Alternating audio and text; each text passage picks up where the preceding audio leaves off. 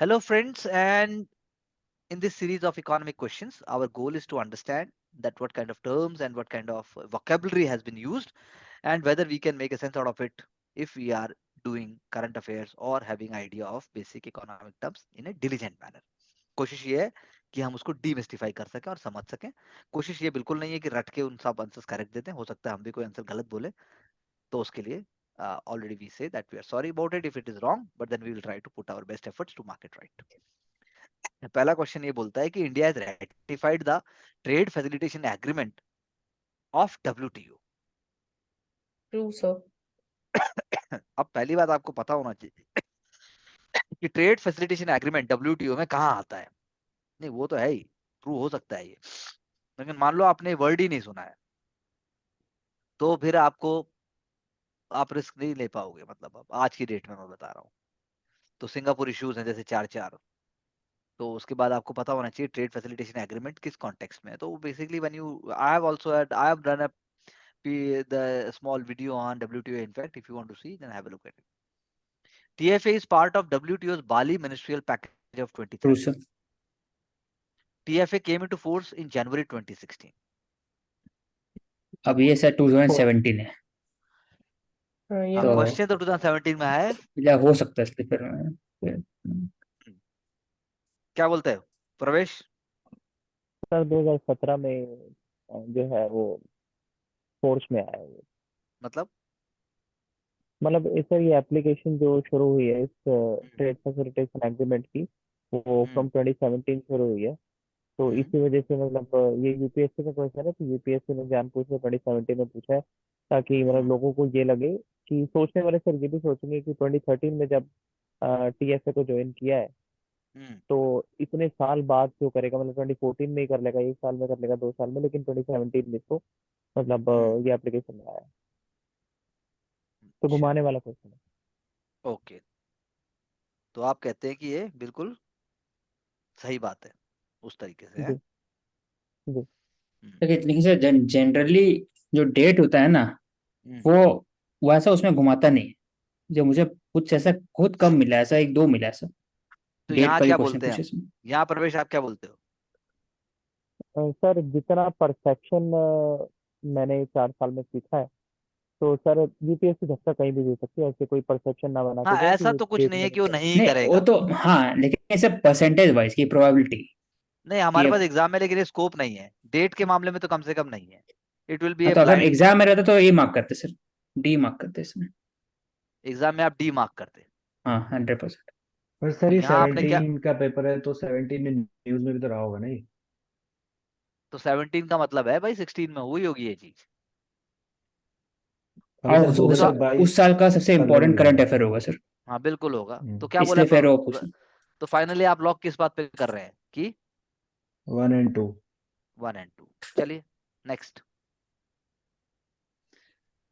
अच्छा, retail investors through demat account can invest in treasury bills and government of India debt bonds in primary market. Sir अब true देखो है। कितने concept लेकिन एक साथ पूछ लिए. हम्म, अगर आपको आइडिया नहीं है प्राइमरी मार्केट में क्या होता है, अगर आपको आइडिया नहीं है ट्रेजरी बिल क्या है, अगर आपको आइडिया नहीं गवर्नमेंट ऑफ इंडिया के डेट बॉन्ड्स क्या है, तो आप जो है इस स्टेटमेंट में फंस जाओगे. है ये बिल्कुल सिंपल. प्राइमरी की जगह सेकेंडरी मार्केट भी बोल सकता था वो, तो गलत हो जाता. तो ये वाली बात है. तो उसने झट से मानसी ने तो फट से बोल दिया ट्रू, क्योंकि she has been dealing with the subject in that sense. और किसी को कोई डाउट इसमें फर्स्ट स्टेटमेंट में? तो फर्स्ट स्टेटमेंट मेरा दिमाग में आया था, इससे retail investor they can not invest in treasury bill, मतलब तो फिर इसलिए फिर मैंने मार्क कर दिया, लेकिन तो है आप क्या बोलते सर, हो मानसी? सर कर सकते हैं, कर सकते बिल्कुल इन्वेस्ट कर सकते हैं. क्या है ये तो बोलो तो. जब तो सर ट्रेजरी बिल ट्रेजरी जैसे बिल्स बोल. तो गवर्नमेंट सिक्योरिटीज जिसका मेच्योरिटी 1 ईयर तक होती है, शॉर्ट टर्म होता है, तो वो ट्रेजरी बिल्स होते हैं. तो इनको जिल्ट एज सिक्योरिटीज के नाम गिल्ट से भी एज जानते सिक्योरिटीज भी हैं. कहते हैं. तो सर तो वही स्टेटमेंट. बात होगी ना कि क्लैरिटी होनी चाहिए. The negotiated dealing settlement order matching is a government security trading platform of the Reserve Bank of India. ये भी ट्रू है. ये भी ट्रू है. सेकंड स्टेटमेंट में कोई डाउट किसी को? प्रवेश? सर यहाँ पर अगर किसी को स्पेसिफिकली नहीं पता इसका, हाँ, सेकंड वर्ड ही नहीं सुना उसने, या आपको तो क्वेश्चन उसको हमारा ये समझने उठना के चाहिए लिए। यहाँ पर कि ये उसने क्यों जी नहीं सुना होगा, या वो ऐसा क्या पढ़े जी जिससे ये सुने वो। मानसी? सर न्यूज़पेपर ही, इसमें ही न्यूज़पेपर। आते हैं सर, बिजनेस पेज। तीसरा statement, central depository services limited is jointly promoted by RBI and the Bombay stock exchange. No sir. अब ये फैक्चुअल है, थर्ड तो वाला फैक्चुअल है, पहले दोनों कॉन्सेप्ट है। पहले जॉइंट था, अब जॉइंट नहीं है ये। नहीं अब सर, ये मतलब हो ही नहीं सकता थर्ड तो। क्यों नहीं हो सकता? सर ये इस वजह से नहीं हो सकता कि central depository services limited, this is a joint programme of RBI and could have मतलब association with the SEBI. Bombay Stock अच्छा, Exchange is not the part in this. ये सर मतलब बल्कि आपका, उल्टा है, इसमें CDSL Because why not then? BSC का ही था। हाँ जी, अच्छा आरबीआई नहीं होगा सेंटर, इसमें, ये इसमें आरबीआई कैपिटल नहीं है, मार्केट बल्कि से रिलेटेड है। BSC और बाकी बैंक्स हैं इसमें, HDFC, सी, सर बाकी इसमें यूनियन थर्ड बैंक, स्टेटमेंट से एक्सेट्रा। निकाल सकते थे, जो बाद में समझ में आया कि RBI does not deal with the central depository service limited type, उसका तो वही काम होगा ना, डिफरेंट है। आरबीआई आरबीआई तो का रोल नहीं रेगुलेटरी है, फंक्शन आरबीआई जो का है ना, फंक्शन नहीं है ये। वो इसमें नहीं, वो हम्म, जब आरबीआई का फंक्शन पढ़े तो ये आंसर निकल जाएगा थर्ड ऑप्शन। तो आरबीआई का फंक्शन तो हमने पहले भी पढ़ा हुआ है, ये फंक्शन ही नहीं होना चाहिए आरबीआई का। तो वही ना, सेंट्रल आरबीआई तो डिपॉजिटरीज। मनी मार्केट से रिलेटेड है ना, यहाँ पे अगर से भी होता तो फिर थोड़ा कंफ्यूजन हो सकता था, बट आरबीआई लिखा है तो क्लैरिटी होनी चाहिए कि ऑटोमेटिकली गलत हो कैपिटल जाएगा। मार्केट से रिलेटेड आरबीआई थोड़ी होगा। भाई इसका काम क्या है, सेंट्रल डिपॉजिटरी, यानी इसका काम है, मेरे हिसाब से इसका काम क्या हो गया, इसका काम है फैसिलिटेट करता है सिक्योरिटीज को, ये मतलब सर जो शेयर्स होते हैं उनको होल्ड। डिपॉजिट आएंगे इसके पास, आएगा फिर जाएंगे, यही तो करता होगा ये, होल्ड करेगा, ट्रांजेक्शन करेगा। हाँ सर, हाँ, तो वही है सर। ये तो काम नहीं है आरबीआई का मेरे हिसाब से, जी ये सर, वो आरबीआई का काम सेबी है। वाला ही एंगल बोल रहा हूँ, मतलब could have association with SEBI. तो सेबी है भी, मुझे तो लगता नहीं सेबी भी इससे जुड़ा हुआ है, वो नहीं भी है अलग नहीं, सर। है। सेबी भी नहीं है सर। वो तो अपने आप में क्या है, प्राइवेट बॉडी एक तरीके से है ना, ये गवर्नमेंट बॉडी है, नहीं, लिमिटेड बॉडी प्राइवेट नहीं होनी सर, चाहिए, गवर्नमेंट रजिस्टर्ड बॉडी है, बट गवर्नमेंट बीएससी रजिस्टर्ड ने है। बनाया था स्टार्टिंग ठीक में। है, वो तो हिस्टोरिकल एवोल्यूशन में होगा ना वो तो, बल्कि इसको सर्टिफिकेट काम करने का सेबी के द्वारा दिया जाना चाहिए मेरे हिसाब से, कि सेबी बोलेगी इसको, हाँ भाई तू कर ले। फिर आप बॉम्बे स्टॉक एक्सचेंज के पीछे क्यों पड़े हुए हो? नेशनल स्टॉक एक्सचेंज का रोल नहीं होना चाहिए? तो उसके लिए है एनएसडीएल है ना, एक और है, सर यही तो अच्छा, बात है ना, हाँ, NSDL और CDSL का यही फर्क है। एनएसडीएल दोनों पता होनी चाहिए। तो आप देख लीजिए सर दोनों ये किससे हो, लेकिन सर हमारा मैं आंसर लेकिन निकल गया एग्जाम के हिसाब से। देखो आरबीआई डाल के इन्होंने जो है बिल्कुल इशारा कर दिया कि ये गलत है, और 3 गलत होती है, देखो सी और डी अपने आप आउट हो जाते हैं, उसके बाद ए और बी रह जाता है, वो आसान है मेरे हिसाब से, वो इतना मुश्किल मामला सर नहीं है। अभी के सर अभी के हिसाब से जो सेंट्रल डिपॉजिटरी सर्विसेज लिमिटेड है, this is wholly managed and regulated by SEBI only. अच्छा, right now, okay, thank you, जी ठीक है, चलिए next. Okay, with reference to international monetary and financial committee IMFC, अब मान लो आपने सुना ही नहीं है, international monetary and financial committee, consider the following statements. IMFC discusses matters of concern affecting the global economy and advises the International Monetary Fund on the directions of its work। तो ये तो पॉसिबल है कि नहीं है? Sir बिल्कुल है। ऐसा जी बिल्कुल पॉसिबल है। अब आ गया जी, चलो IMFC, ऊपर भी IMFC था, बेसिकली IMFC के क्वेश्चन में पहले स्टेटमेंट में उसने IMFC को एलिबोरेट कर दिया, कुछ नहीं किया, और उसने लॉजिकल कंक्लूजन है वो क्वेश्चन के फर्स्ट पार्ट का वहां पे। The World Bank participates as observer in IMFC meetings, अब ये है बात, World Bank participates at observer. अब से मेरे दिमाग में था कि सर वर्ल्ड बैंक का जो रोल है वो डिफरेंट है एज एज कम्पेयर अरे टू आईएमएफ। ऑब्जर्वर, इसीलिए तो ऑब्जर्वर बोला उसने। नहीं सर, तो यहाँ आईएमएफ का बात नहीं कर रहे ना, यहाँ बात कर रहे हैं कि एडवाइजेस द आईएमएफ और साथ ही साथ हैं? कंसर्न अफेक्टिंग कहाँ द लिखा है ग्लोबल एडवाइस? इकोनॉमी। पहला अरे आईएमएफसी, IMFC discusses matters of concern affecting the global economy and advises the International Monetary Fund। Global economy है इसका। हाँ, तो क्यों नहीं हो सकता ऐसा? गड़बड़ क्या है फर्स्ट स्टेटमेंट में? फर्स्ट स्टेटमेंट सही है, फर्स्ट टाइम गड़बड़ थोड़ी सर। अरे तो वही मैं बोल रहा हूँ, अच्छा, सेकंड में अगर वर्ल्ड बैंक, IMFC में वर्ल्ड बैंक ऑब्जर्वर क्यों नहीं हो सकता, मतलब ऑब्जर्वर ही तो बोल रहे हैं। हमें सोचना है ना उस टाइम एज ए लेमैन, क्यों नहीं हो सकता वो? ऑब्जर्वर तो हो ही सकता है, पार्टिसिपेट्स एज ऑब्जर्वर। जरूरी है कि एकदम ही डिटैच कंपार्टमेंटलाइजेशन हो? ऐसा बहुत सारा IMF का भी रोल हो सकता है जो वर्ल्ड बैंक से कुछ ना कुछ तो होगा या नहीं होगा? हम्म हाँ सर। जी सर, अगर मैं मतलब एक लेमन बात अप्रोच बता से रहा इस हूँ। क्वेश्चन पे अटेम्प्ट करें हम्म, तो बोथ भाई 1 and मैं 2 लगा सकते अच्छा, वरना आंसर क्या है? हैं जी। आंसर 1 and 2 है सर। नहीं, मैं लेमैन की बात नहीं कर रहा, मैं सिर्फ ऑब्जर्वर वर्ड पे अटक गया हूँ। ऑब्जर्वर होने में कोई नुकसान नहीं है, ऑब्जर्व कर रहा है वो, और दोनों सेम फ्रेमवर्क से हैं। बस मैं तो इतना बोल रहा हूँ, इतने से भी काम हो सकता है। अगर वो कहता वीटो पावर है या वोटिंग राइट्स हैं या कुछ है, तब बात समझ में आती। ऑब्जर्वर बोल रहा है सिर्फ वो। चलिए next. United States of America has threatened to ask the WTO to apply sanction against the developing countries for non-observance of ILO conventions. This is possible. This is definitely possible. This is happening. United States of America itself has adopted and implemented those ILO conventions. अब ये पता होना चाहिए। United States of America has itself adopted. अब अगर मान लो मैं ये बात बोलूं कि उसने अडॉप्ट किए होंगे, तभी वो बोल रहा है, यानी डेवलप कंट्रीज ने काफी सारे जो ILO कन्वेंशन उनको अडॉप्ट किया हुआ है। और मैं तो हाँ ही बोलूंगा वैसे, बाय द वे, अगर मैं 5-10-15 सेकंड में फंसूंगा इस क्वेश्चन में तो मैं हाँ बोल दूँ। कभी अमेजन का कुछ आता है, लेबर यूनियन का, कभी किसी का कुछ आता है, कभी किसी का कुछ आता है, तो यानी कर रहा है अमेरिका। तो मैं बोथ ए और आर ट्रू बोल दूंगा और R is not the correct explanation of A बोल दूँ। क्या बोलते हो बताओ? थोड़ा ठहराव जी से सर, अगर मैं करेक्ट बोलूंगा ही तो। होगा। सर करेक्ट ही होगा ना, मतलब क्योंकि जो यूएस है मतलब डेवलप कंट्री है, और हम्म ह्यूमन राइट्स और अलग अलग जो लेबर राइट्स है उनको प्रोटेक्ट करने की बात तो करती है।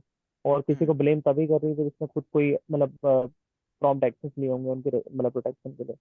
तो बोल हम्म सकते हैं कि मतलब तो हाँ। जरूरी नहीं सर वो, यहाँ मैं मेन बात ठीक सर है। सेकंड जो जरूरी नहीं है कि वो डेवलप कंट्री है तो वो। देखिए देखिए, नहीं नहीं, लेकिन सर लेकिन सेकंड ये ऑप्शन जो ILO की लिखा हुआ है कि जो ये ILO की हैज बात हुई। अडॉप्टेड, हाँ सर, हाँ आईएलओ की बात करें, हैज तो ILO अडॉप्टेड में एंड तो मैं मार दूंगा। इम्प्लीमेंटेड ये यूनेस्को नहीं, ये दोज वो नहीं आईएलओ। है।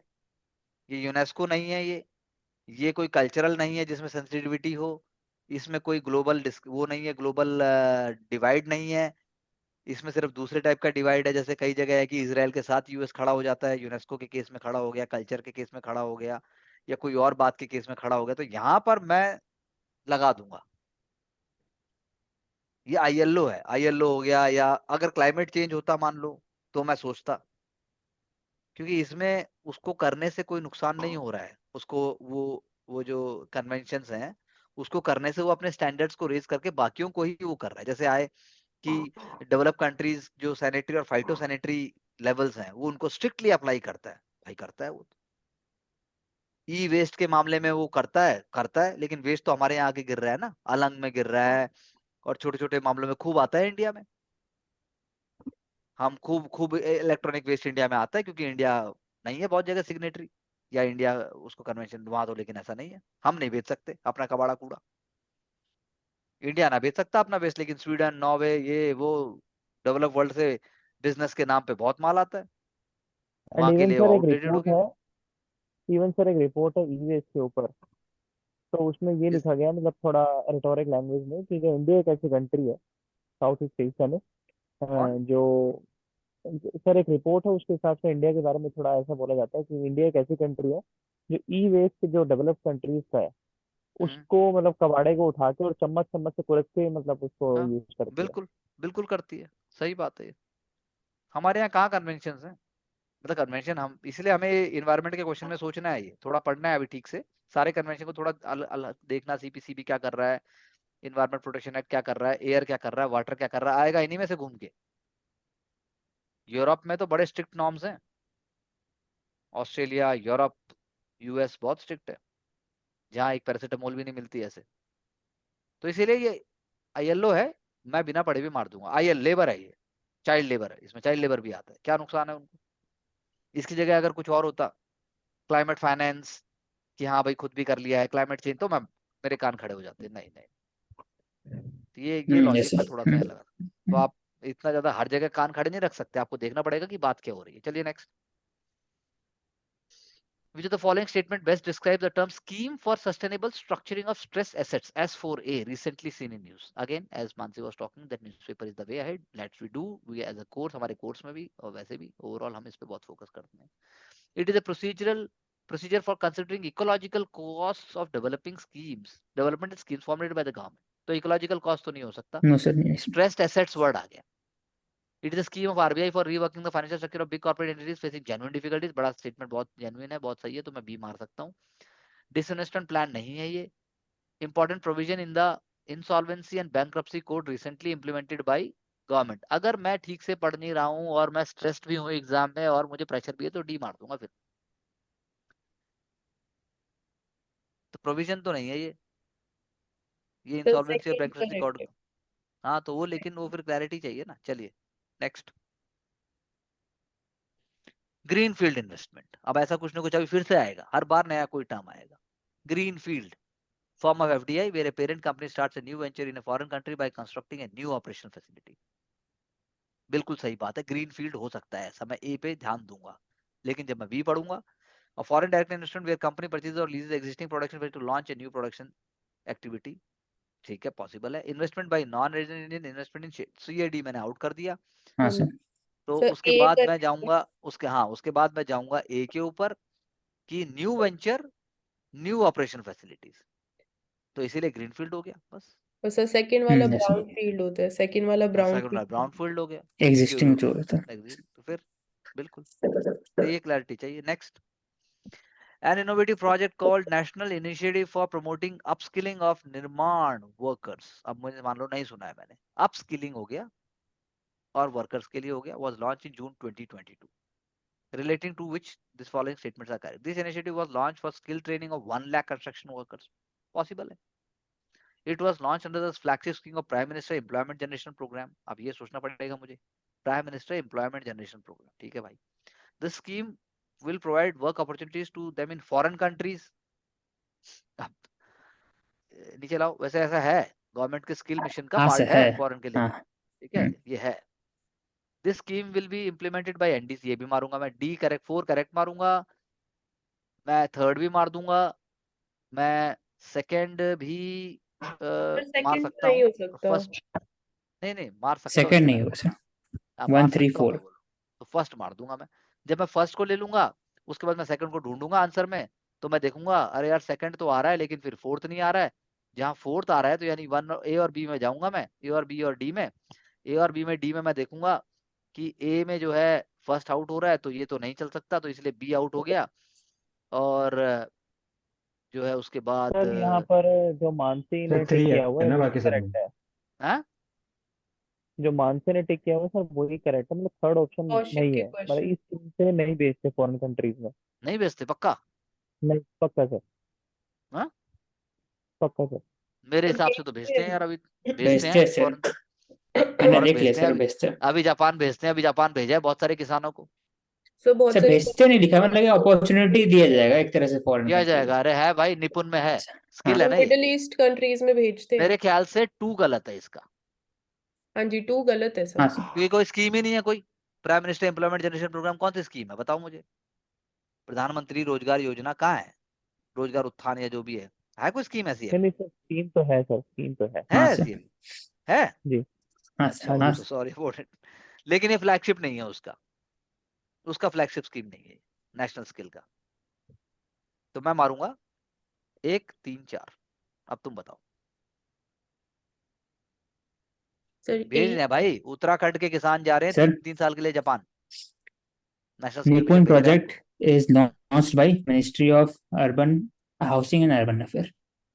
आगे. तो इम्प्लीमेंटेड बाय तो और इसके अंदर में, एनएसडीसी है हाँ सर, बस. और implemented by NSDC, public private partnership है ठीक है, बिल्कुल NSDC. सही बात. और साथ ही साथ वो बाहर भेजा जाएगा. 1 लाख कंस्ट्रक्शन भेजा- वर्कर सही है इसमें. हाँ बिल्कुल, ये तो सही है, फिगर तो गलत नहीं.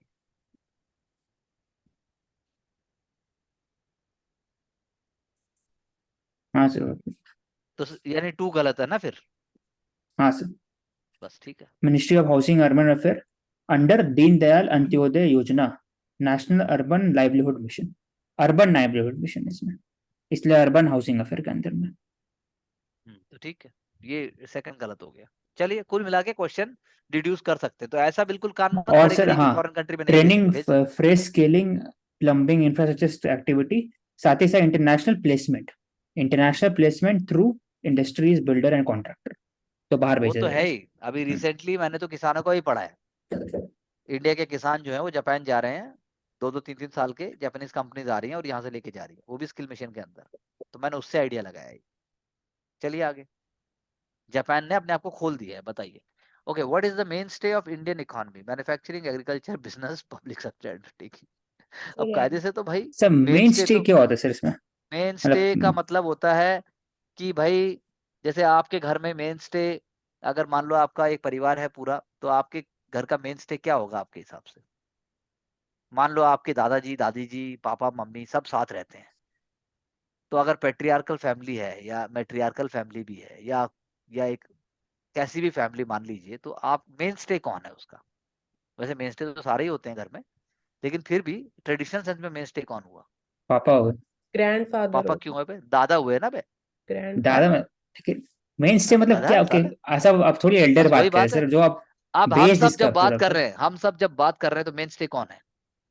आप आप हो बात सर। खत्म। तो ऐसे ही हिंदुस्तान का मेन स्टे क्या है? अब सर एंड मुझे एग्रीकल्चर है तो agriculture। बस बात खत्म, बस। हाँ सर। है, अब आप मान लीजिए पढ़ रहे हैं आईआईटी में, या पढ़ रहे हैं आप मान लीजिए मेडिकल कॉलेज में, कायदे से मेन स्टे तो वहाँ ये है कि आप कॉलेज में जो पढ़ने आए थे या कोई भी चीज आप करने आए थे, या आप राजेंद्र नगर में आए हो, तो राजेंद्र नगर में जब आप आते हैं तो मेन स्टे है कि सिविल सर्विस एग्जाम के लिए पढ़ना है। लेकिन फिर मेन स्टे बन क्या जाता है? मेरे बगल में कौन, मेरे कमरे में कौन, मेरे यहाँ कौन। तो मेन स्टे बड़ा ही सब्जेक्टिव है, पर यहाँ पे मेन स्टे बिल्कुल सिंपल सी बात है। मेन स्टे हिंदुस्तान का, अगर इसमें सर्विसेज होता ना, तब भी आपको, सर सर्विस होता तो गड़बड़ हो जाती, तो सर्विस होता तो फिर आप इंटरप्रिटेशन में गड़बड़ कर सकते थे, लेकिन एग्रीकल्चर होगा ये तो। Main stay is not a economic term, it is emotional philosophical term. चलिए, डेफिसिट फाइनेंसिंग मींस, अरे रुक जाओ, वो भी देख लेते हैं। तो वो सही सर, आरबीआई। चलो आगे। According to the recent estimates of the poverty line in India, the daily calorie intake of a person in rural area is, प्रवेश, 2400, 2400। ठीक है, 2200 अर्बन एरिया में सर। अच्छा कम है उसकी ना। हम्म। चलिए next. So that's all. Okay, wonderful, thank you for your so lively and heart, heartfelt discussion. I wish all the best for your understanding and success. Move with spirited ideas and great belief in yourself, and I'm sure success will be ours. Thank you very much.